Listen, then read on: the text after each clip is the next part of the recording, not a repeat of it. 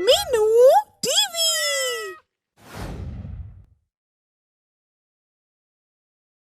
शाहपुरा नाम के गांव में महेश नाम का एक लड़का अपने सौतेले भाई भाभी के साथ रहता था।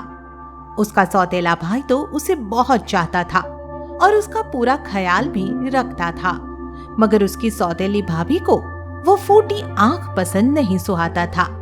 एक दिन, भैया, हमारे गांव का सरपंच कबड्डी की टीम बना रहा है, क्या मैं भी टीम में शामिल हो जाऊं? ये तो बड़ी अच्छी बात है छोटे। मैं तो कहता हूँ कि तू कबड्डी की टीम में जरूर शामिल हो।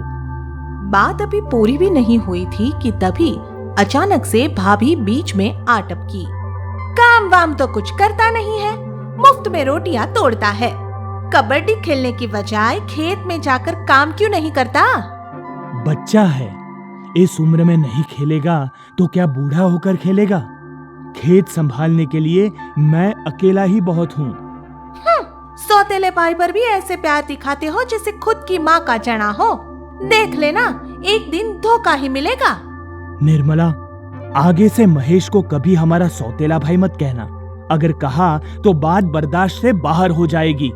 मोहन के ये कहने पर निर्मला चुप हो जाती है और उस दिन के बाद मन में ठान लेती है कि आप इस सौतेले को चाहे कितना ही सगा बना लीजिए, पर मैं एक दिन इसे घर से निकाल कर ही रहूंगी जी। इस तरह दिन बीतते जाते हैं और फिर मोहन को कुछ दिनों के लिए अपने एक रिश्तेदार के यहाँ जाना पड़ जाता है।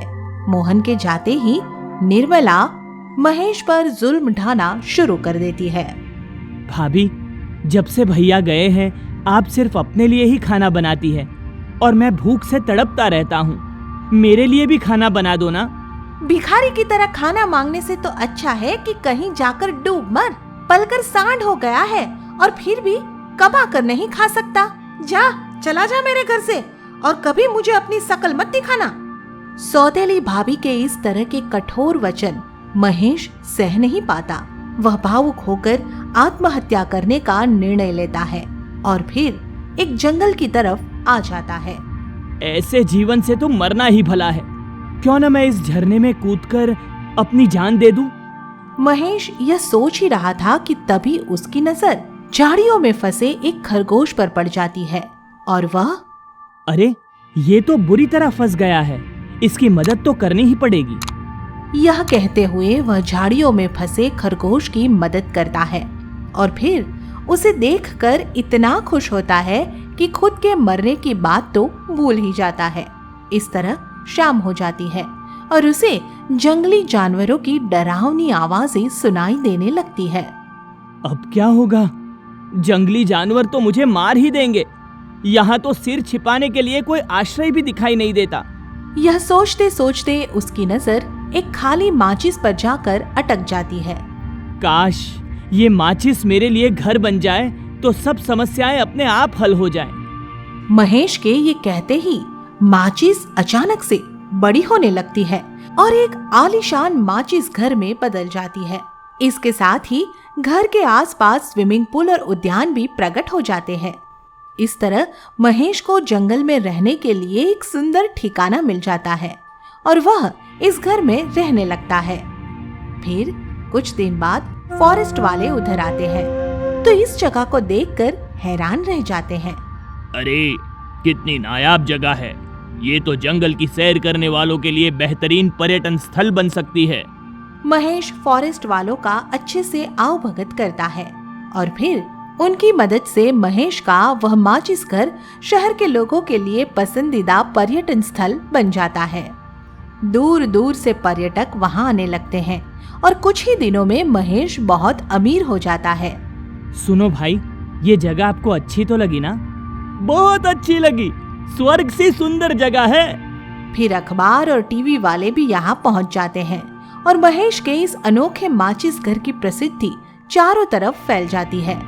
अखबारों में इस घर के साथ महेश की फोटो छपती है और अखबार में छपी महेश की फोटो को देखकर मोहन की आंखों से खुशी के आंसू छलक आते हैं और वह, छोटे, मैंने तुझे कहाँ कहाँ नहीं ढूंढा रे। मुझे माफ कर दो भैया। माफ तो मुझे कर दे महेश। नहीं भाभी, बड़ों का छोटों से माफी मांगना शोभा नहीं देता। आप दोनों मेरे लिए आदरणीय हैं। कितना भला है रे तू, भगवान तुझे सदा खुश रखे।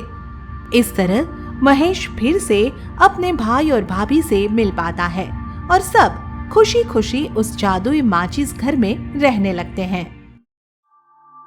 आप सुन रहे हैं कहानी गरीब किसान और लकड़ी का ट्रैक्टर। पलना गांव में एक गरीब किसान और उसकी पत्नी रहते थे। किसान का नाम बंसी और उसकी पत्नी का नाम आशा था।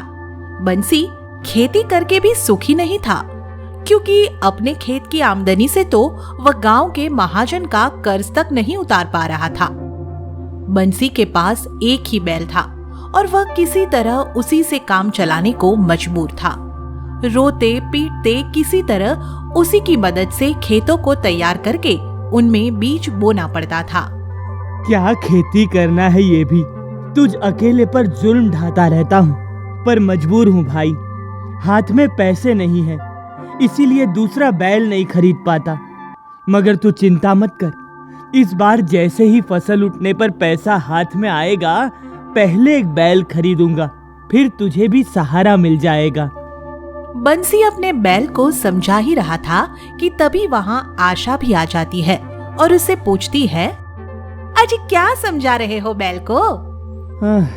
समझाना क्या है, बस यही कह रहा हूँ कि भगवान ने इस साल फसल अच्छी दी और एक बैल खरीद लूंगा, ताकि इस अकेले बैल को सारा बोझ ना उठाना पड़े। आप चिंता न करें, देखना इस साल हमारी फसल बहुत अच्छी होगी।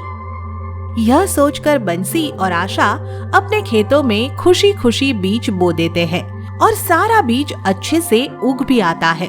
मगर जब फसल बढ़ने का समय आता है और सिंचाई की जरूरत पड़ती है, तो तालाब का सारा पानी सूख जाता है। लोग आसमान की तरफ देखते देखते थक जाते हैं, मगर बारिश के नाम पर पानी की एक बूंद भी नहीं गिरती है। बिना बारिश के फसल मुरझाकर सूखने लगती है। सारी उम्मीदों पर पानी फिर गया, इस बार तो अकाल ही पड़ गया है। अब तो भूख प्यास से मरने की नौबत आ गई है जी। ऐसे अकाल में हमारे डंगर ढोर तो दूर, हम भी न बच पाएंगे। भगवान हम गरीब किसानों की इतनी कठोर परीक्षा जाने क्यों लेता है आशा? ये तो भगवान ही जाने जी। शायद हम गरीबों को सताने में उसे खुशी मिलती होगी। इस तरह अकाल के चलते लोगों को भोजन पानी मिलना मुश्किल हो जाता है और साथ ही पशु भी चारे और पानी के अभाव में दम तोड़ने लग जाते हैं। कुछ अमीर जमींदारों को छोड़कर बाकी सब किसानों पर अकाल आफत बन जाता है। फिर एक रोज चारे पानी के अभाव में बंसी का बैल भी दम तोड़ देता है। आशा, हमारा ये बैल भी साथ छोड़ गया, अब हमारी खेती का क्या होगा? आप हिम्मत रखो जी, भगवान सब ठीक कर देंगे। बैल के मरने के बाद बंसी पर दुखों का पहाड़ टूट पड़ता है। वह दिन रात उसी दुख में घुलता रहता है और तभी एक दिन गांव का महाजन भी उसके घर आ धमकता है। क्यों बे बंसी, मूल तो दूर, तूने तो सूद तक नहीं दिया। इस साल अकाल ने फसल बर्बाद कर दी, खेतों में फसल की जगह धूल उड़ रही है। फिर कहां से चुका था आपका कर्ज? इस बार माफ कर दो, अगली फसल पर आपका सूद समेत सारा कर्ज चुकता कर दूंगा। ठीक है, पर याद रखना कि पूरा मूल और सारा सूद चुकाना पड़ेगा। इस तरह कई महीने ऐसे ही कष्टों में बीत जाते हैं और बंसी हमेशा अपनी उदास नजरों से आसमान को ताकता रहता है। फिर एक दिन उसे आसमान में काले काले बादल दिखाई देते हैं और कुछ ही देर में बारिश शुरू हो जाती है। बारिश के आते ही बंसी खुशी से झूम उठता है और आशा का हाथ पकड़कर उसे बाहर बारिश में ले आता है। देखो आशा, देखो, हमारी खुशहाली लौट आई। नाचो, गाओ और खुशियां मनाओ। अब हमारे खेत फिर से हरे भरे हो जाएंगे।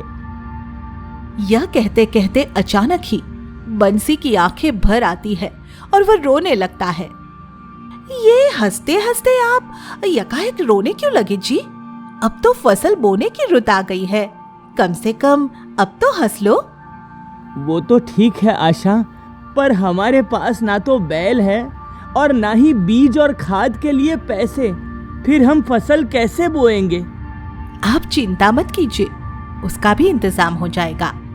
यह कहकर आशा उस बारिश में नहाती हुई घर के अंदर जाती है और फिर सोने के एक जोड़ा कंगन लेकर बाहर आती है।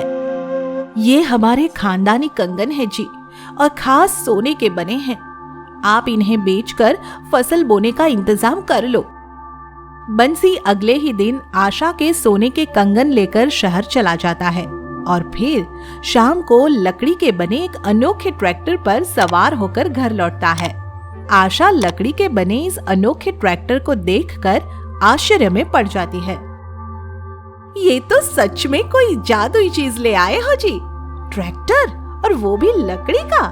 कमाल कर दिया बनाने वाले ने। बड़ी मुश्किल से हाथ लगा है। बनाने वाले ने कहा है कि इसकी कृपा से हमारा खेत सोना उगलने लगेगा, सोना। गांव भर के लिए लकड़ी का यह ट्रैक्टर किसी जादुई खिलौने से कम न था।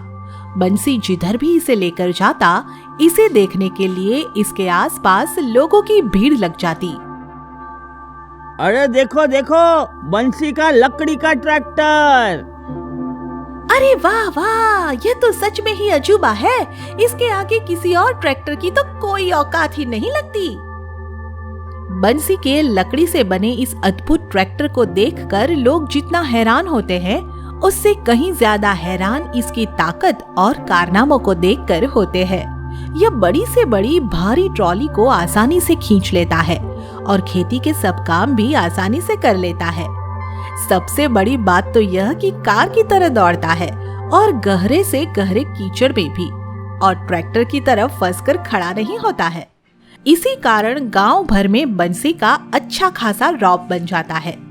बंसी और आशा इसी ट्रैक्टर की मदद से अपने खेतों में समय पर धान की रोपाई कर देते हैं और देखते ही देखते खेत धान की फसल से लहलहाने लगते हैं। देखा हमारे देसी ट्रैक्टर का कमाल है ना, इस साल लहलहाती हुई शानदार फसल। आप तो आप है जी, आपकी बराबरी तो कोई ही नहीं कर सकता। आपने तो कमाल का जुगाड़ किया जी।